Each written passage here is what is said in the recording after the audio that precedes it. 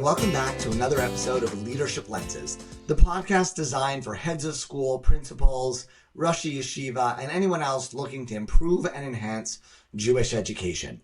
We are thrilled to have with us today Dr. Ben Levy. Dr. Ben is coming to us all the way from London, from a background as a school psychologist who, perhaps in an unlikely turn of event, has actually developed an AI platform which can help teachers create engaging, inspiring lessons.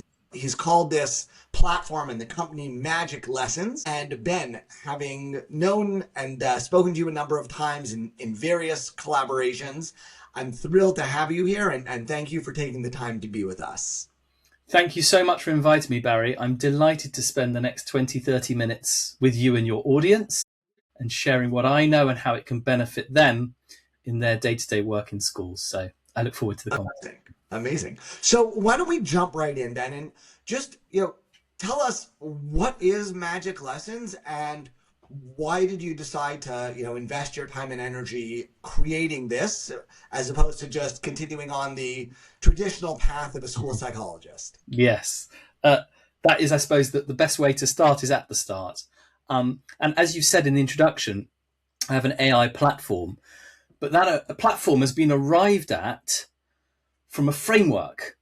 And that framework arrived because I found a moment in time where I woke up in the middle of the night with an epiphany. And I realized, after having been an elementary school teacher in the UK, they call that primary, having been a teaching assistant and having been a school psychologist for many years, that all the teachers who had the most engaging lessons shared the same 5 things in common.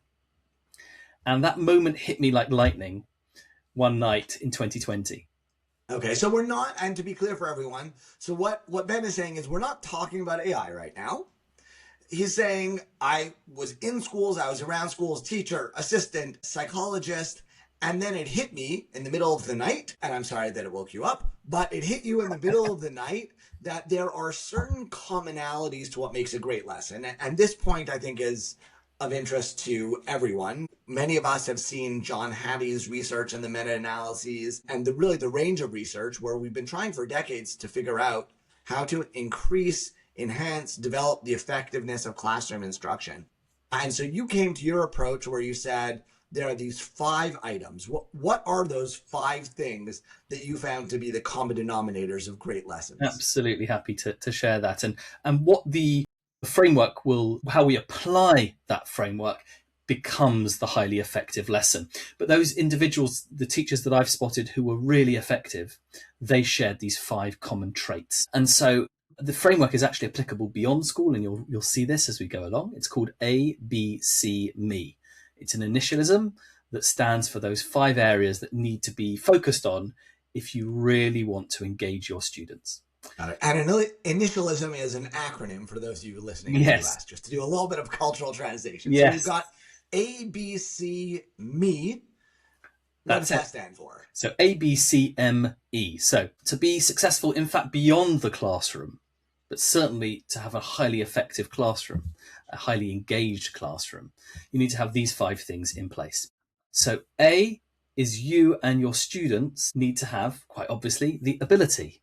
Now, by ability, we don't just mean your cognitive ability, your IQ, but everything that you bring to the table that can help you achieve your objective, and everything your students bring to the table to help them achieve the objective.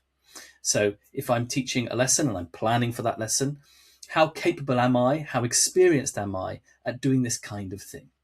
The more experienced I am delivering high quality lessons, clearly, the more likely the next lesson will be of high quality. That would be in a teacher context. But outside of school, if I want to run a marathon, how physically capable am I of doing that?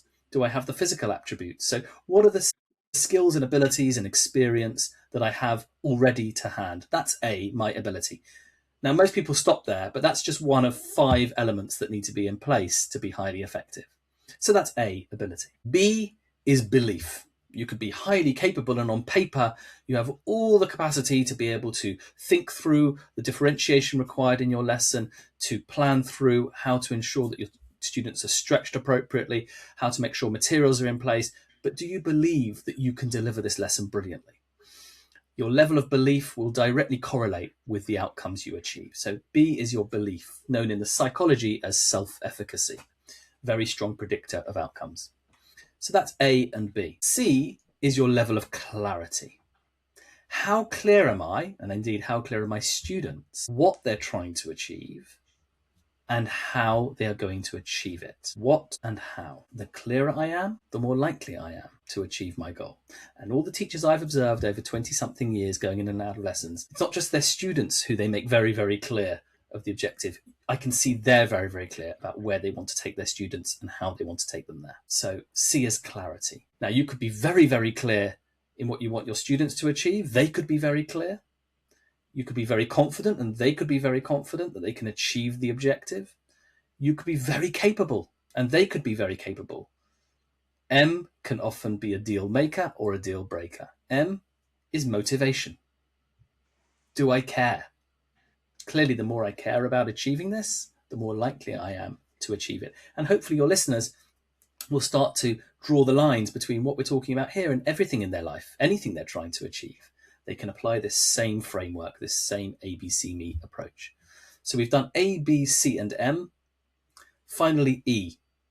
And the final piece of the jigsaw is E, your environment. Does my environment support me to achieve my objective and support my students to achieve their objective each lesson?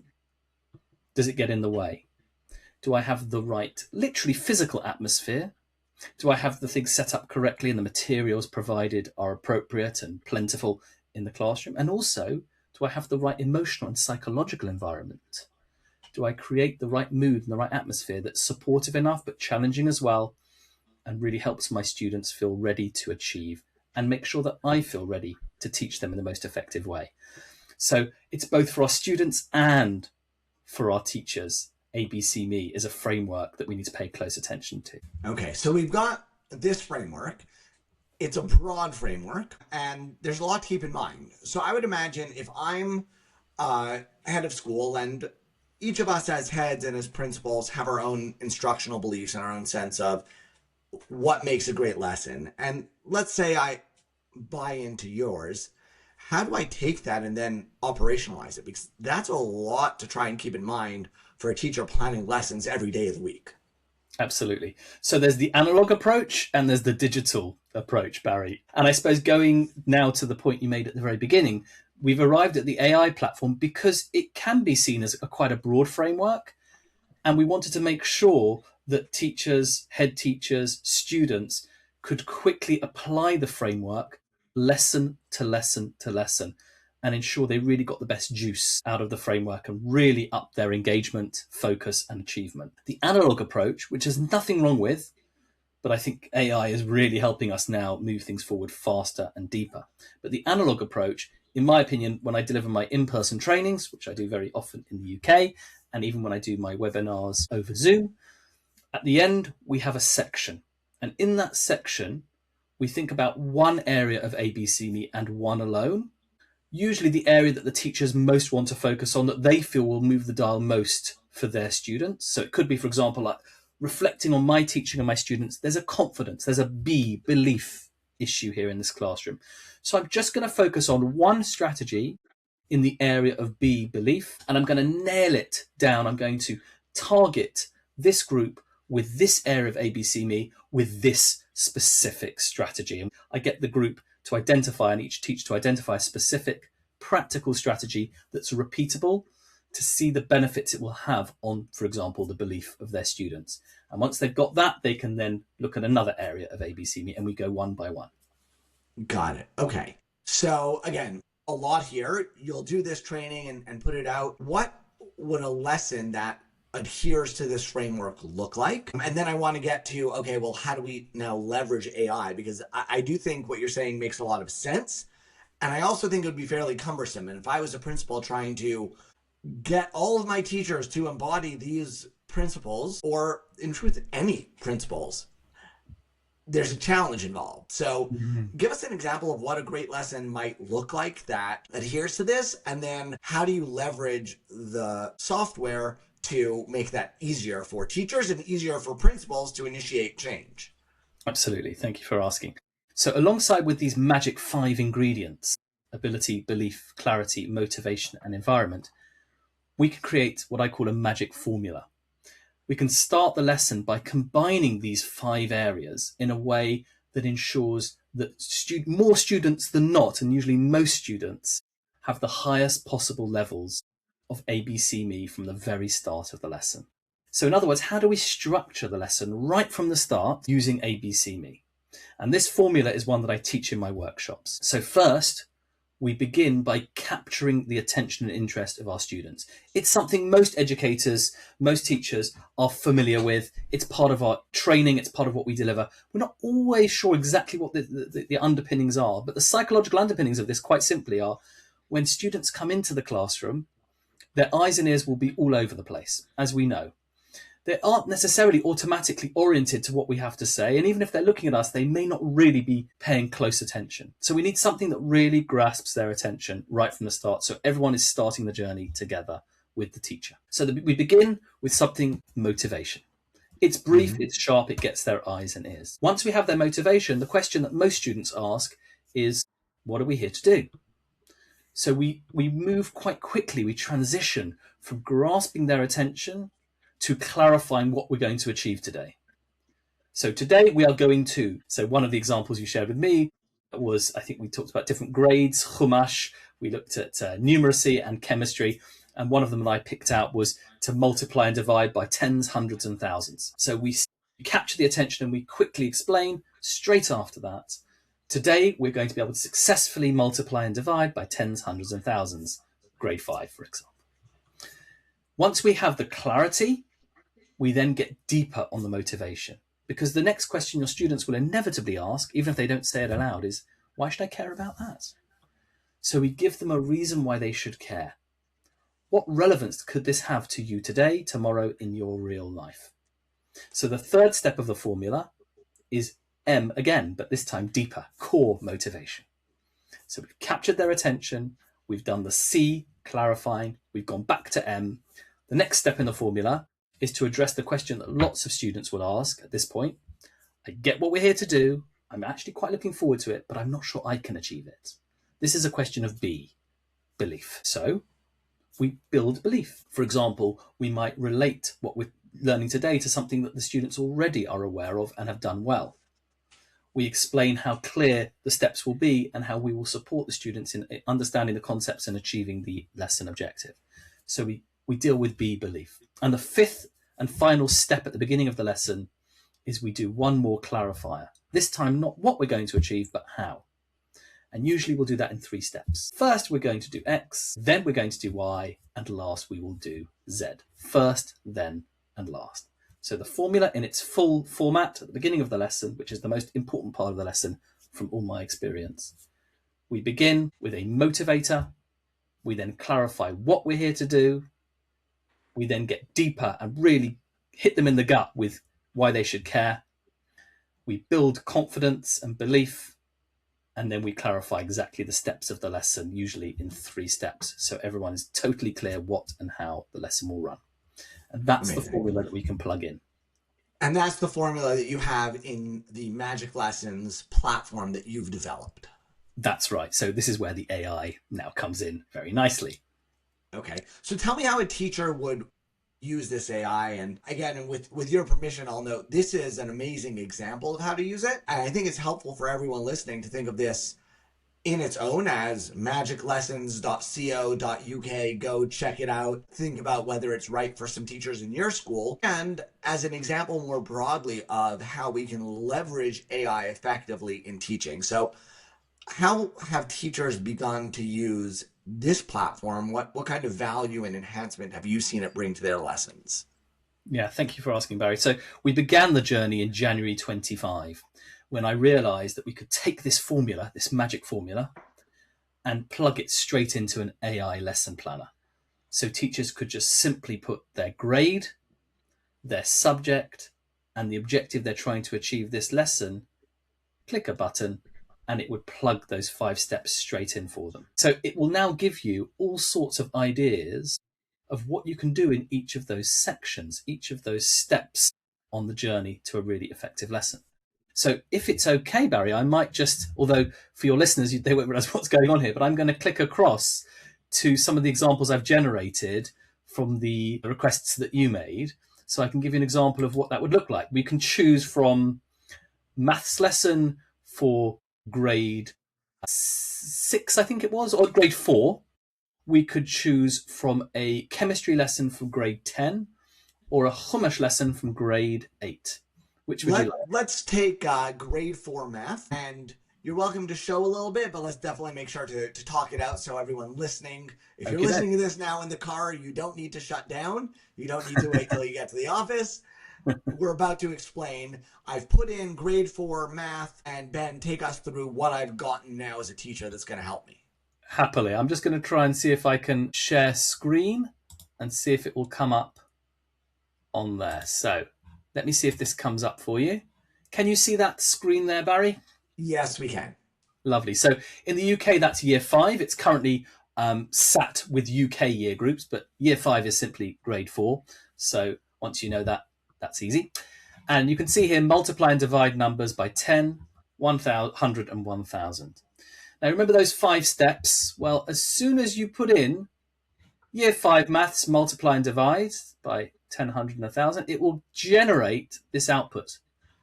1, 2, 3, 4, and 5. And each has a little drop down.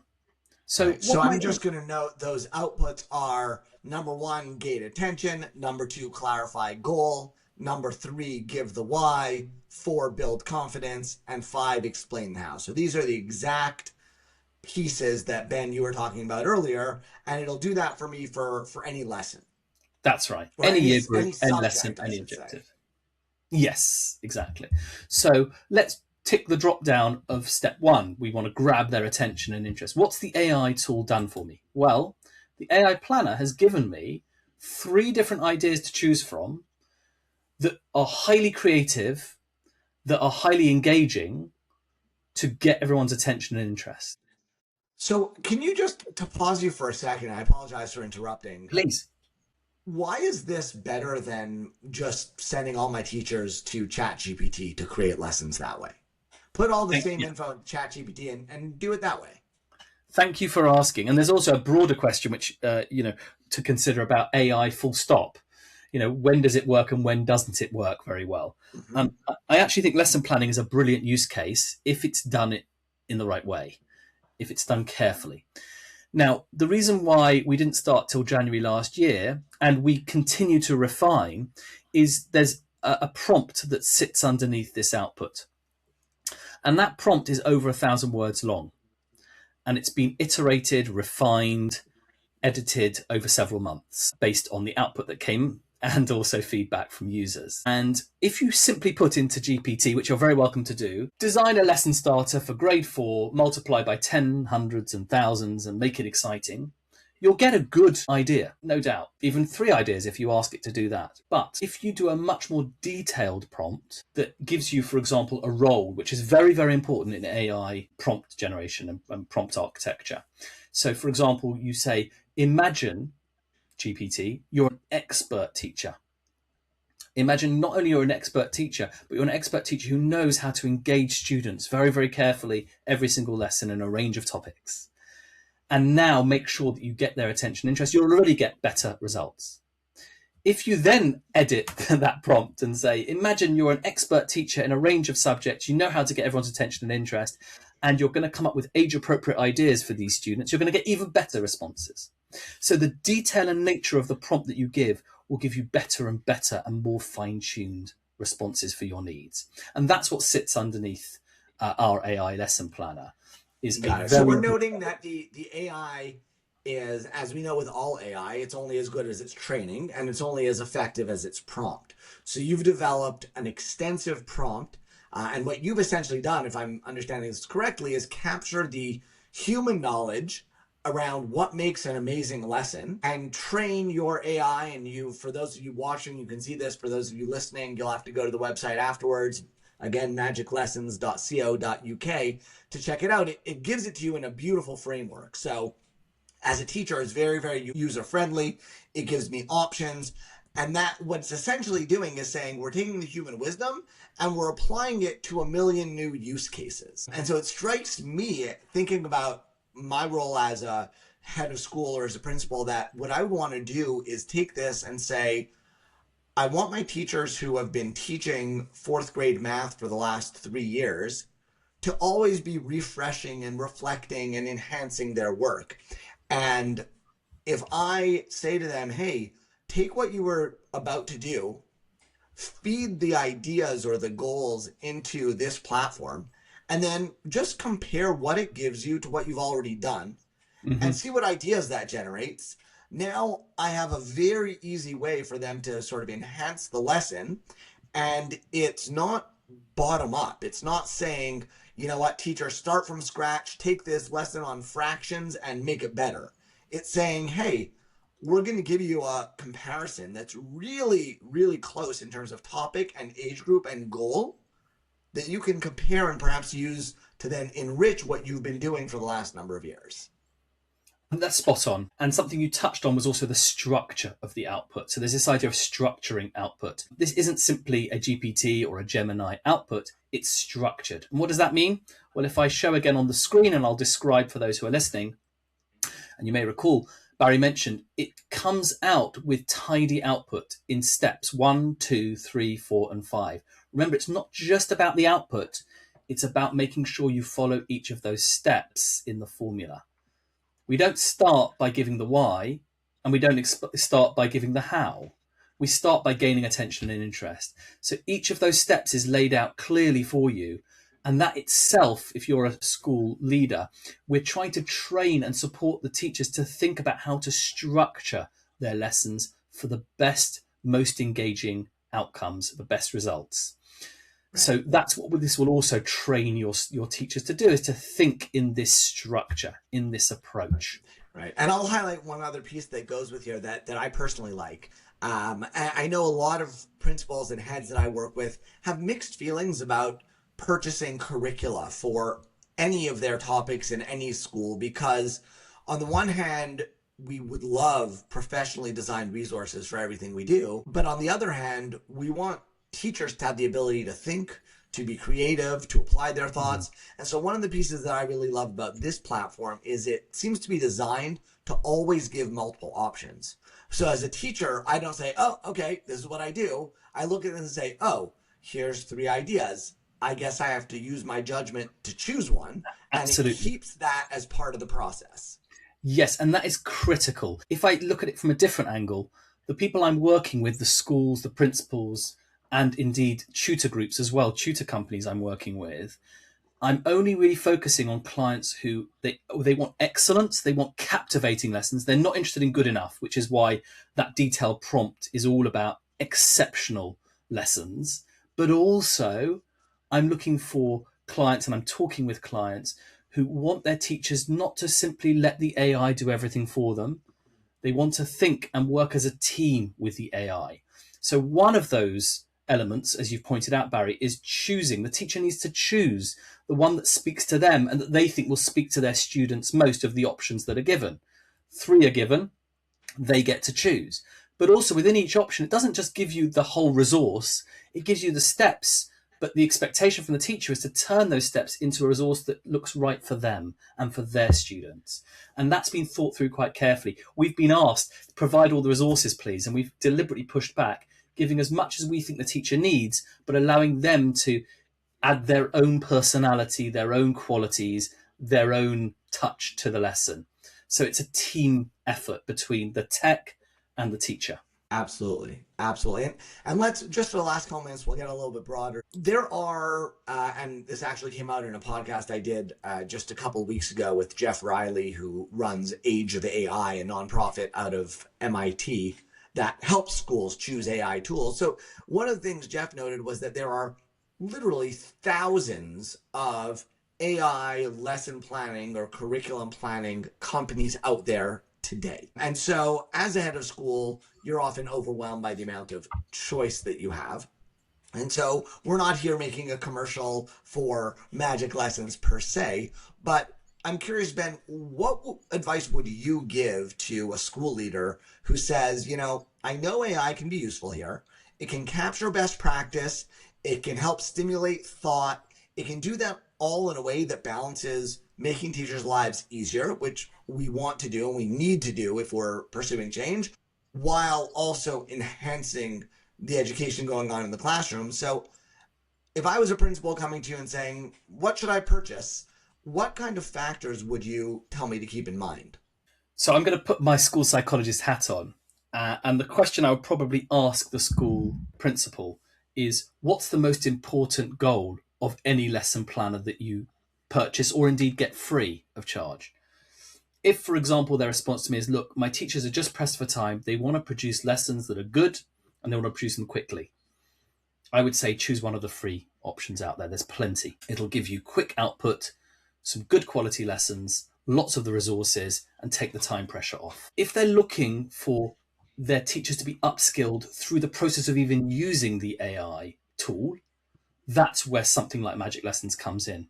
There's a cost attached to that, not a significant one, but the point of it is that it's actually helping your teachers improve their pedagogical skills and think about how to engage their students better. So that, for me, is the kind of dynamic that they need to be thinking about. Are we using this as a CPD tool, or are we just using it to get output to deliver lessons?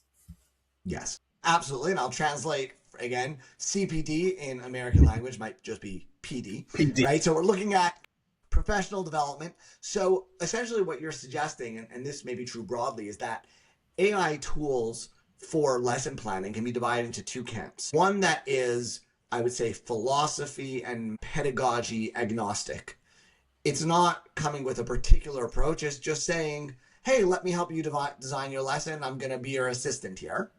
And that might, a regular chat, Gemini, Claude, Perplexity, whoever you want to use, can do it for you, and it can do it for free or very, very cheap. And there's another group of platforms that say, we're coming at this with a particular educational philosophy, with a particular pedagogy. And so if you want, let's say, to aim your teachers in a particular direction, if you're looking to build, let's say, student engagement or anything else that you want to enhance within your school, so then choosing a platform whose philosophy aligns with what you're trying to build in your school, that gives you a different sort of edge. Because then it's not just making your life easier, it's, okay, we're going to build the system to move all of us in our chosen direction. Yes, so it is very much, going back to the previous conversation, Barry, this has arrived at the end of a process of developing a framework for improving lesson outcomes. And it's not started with the AI planner. The AI planner is something that's developed out as a result of understanding what works best in the best classrooms. So the division, I suppose, from what I've seen is very much as you say, do we want to make our planning easier? Or do we, yes, want our planning to be easier, but do we want our lessons to be better? And I'm very much about the second camp. Everything I'm delivering, training, AI tools, I'm just starting the book. It's all about improving the quality of lessons, making sure that our students are right away fully engaged, as ready as possible to achieve as well as possible every single lesson. And the AI planner is one element of that, and one that's become very popular. And that's why we're talking about it today.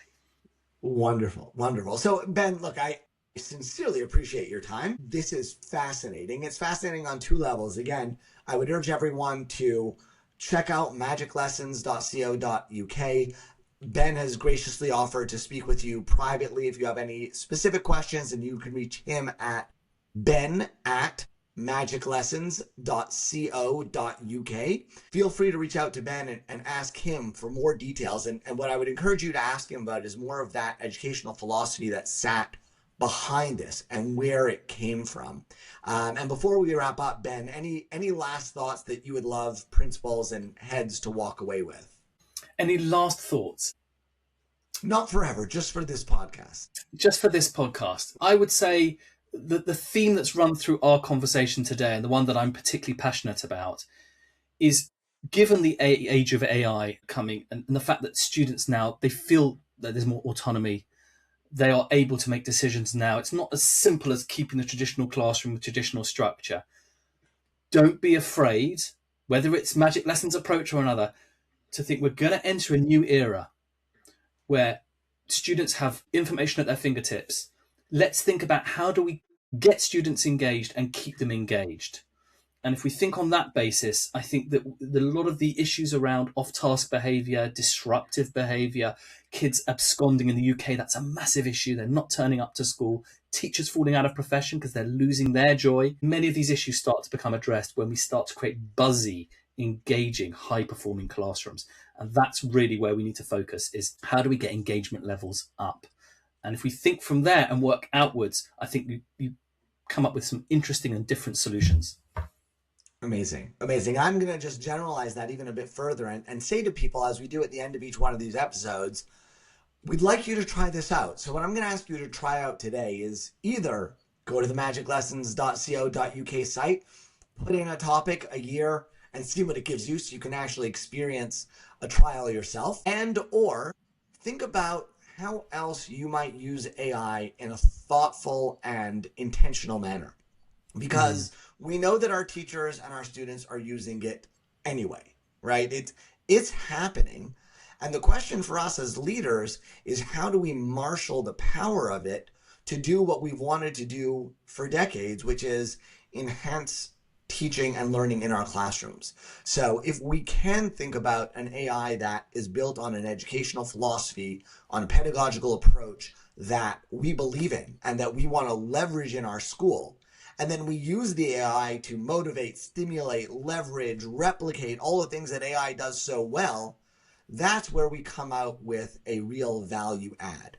And so we'll wrap up by saying, try it, please, and let us know how it goes. You can reach Ben again at ben@magiclessons.co.uk, and you can reach us at Leadership Lenses on Substack, Barry Kislowitz on LinkedIn, or Kislowitz Consulting. Have a wonderful day and happy reading.